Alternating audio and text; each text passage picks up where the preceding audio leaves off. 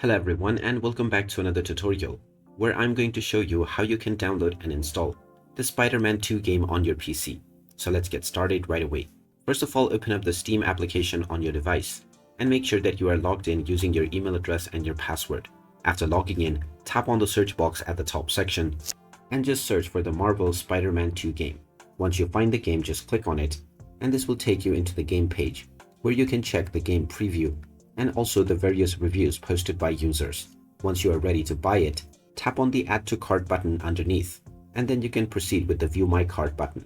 Now, from your cart page, tap on Continue to Payment, and then choose your payment method that you would like to use to make your purchase. Tap on the Continue button, and then you can use the credentials of your payment method that you have chosen. If you selected PayPal, for instance, you can simply log into your PayPal account and finalize your payment. Once your payment has completed, the game will then be added to your library, and you can complete the installation with just a few clicks. And there you have it. That is how easy it is to download and install the Spider-Man 2 game on your PC. If you find this video helpful, don't forget to hit that like button and subscribe to our channel for more useful tips and tutorials. Thanks for watching, and I'll see you again in the next one.